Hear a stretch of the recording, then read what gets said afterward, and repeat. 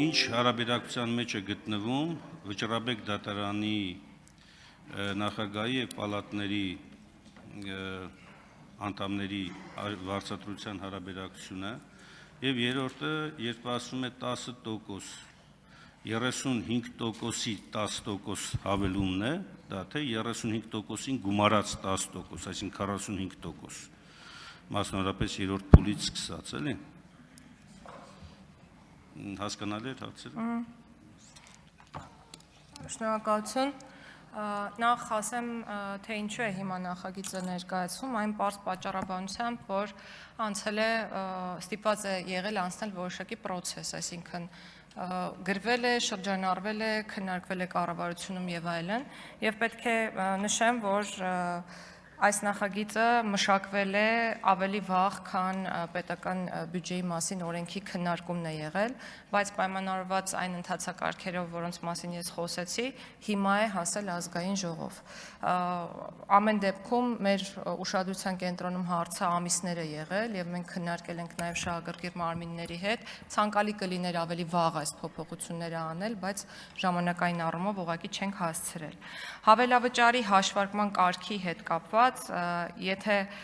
10%-ների մասին էիք մենակ հարցնում, ես ճիշտ հասկացա, 4-րդ տարվանից սկսած յուրաքանչյուր տարվա համար 10% է հաշվարկվելու։ Ես կարող եմ տարեկան կտրվածքով ասել, օրինակ ՍԴ դատավորի պարագայում ամսական հարկված 1.284.384 դրամի աշխատավարձ է, տարեկան 15.412.608, առաջարկվող լրացման ուժով հավելավճարը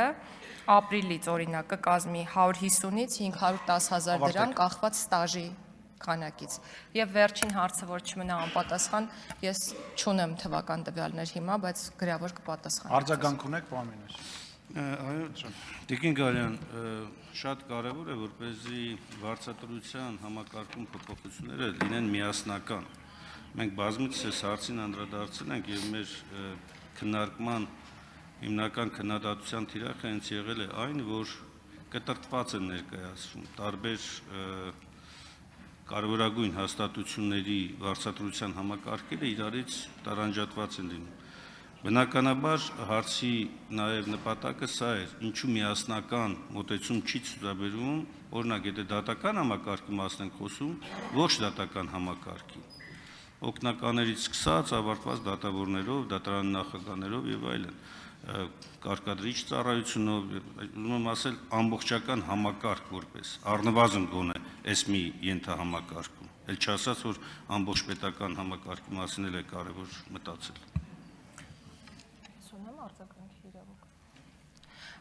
Ես լիովին կիսում եմ ձեր կարծիքը եւ մենք գնում ենք այդ ուղղությամբ։ Նույն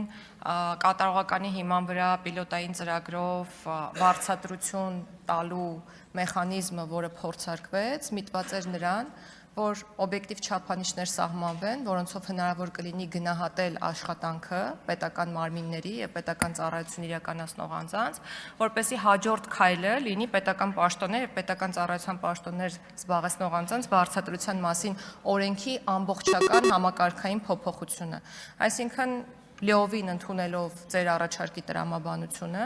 կառավարությունը իրականում շարժվում է հենց այդ ուղղությամբ եւ մենք առաջարկելու ենք համակարգային փոփոխություններ բոլոր պաշտոնատար անձանց վարձատրության հետ կապված։